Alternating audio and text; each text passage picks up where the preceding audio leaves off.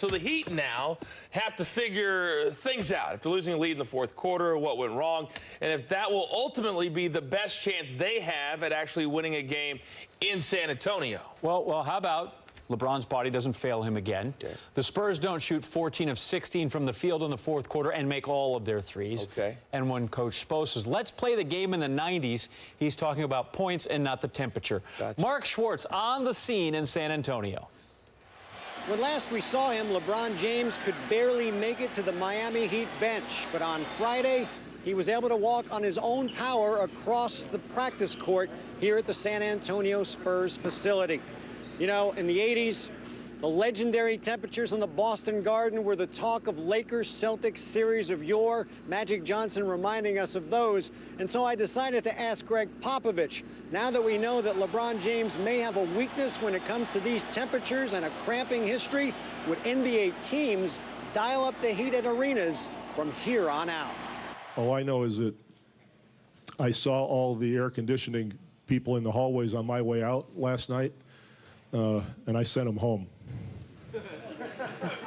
A little Greg Popovich humor there, but no laughing matter for the Heat. Coach Eric Spoelstra said if the temperature is not right on Sunday and the air conditioning's not fixed, that the Spurs ought to be fined. But Brian Windhorst, do you think NBA teams will knowingly put the heat up a little bit more on LeBron James now? I know I would. I mean, I would definitely test him on it. But, you know, I think he's just got to come to the reality that he's got to prepare for this like he'd prepare for an opponent, prepare for a defense or a certain matchup.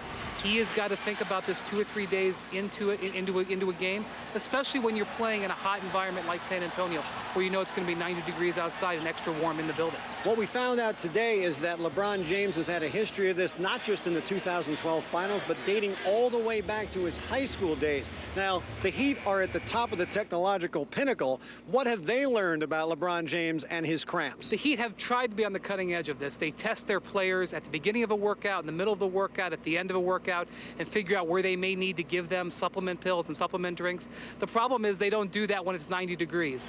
So this was an outlier situation. It blew all their planning and their science, and it cost them a game probably in the NBA Finals. So quickly, Brian, what do you think they'll do to make sure he's okay for Sunday? They're going to drench him in fluids. A complete immersion leading up to that game. He may be dripping wet in his uniform when he walks out on that court. He said he took 7 cramping pills during the game. It was not enough. LeBron James saying he was disappointed and angry with himself, but he's not hiding, and he will be there on Sunday. For Brian Windhorst, I'm Mark Schwartz. That's it from San Antonio.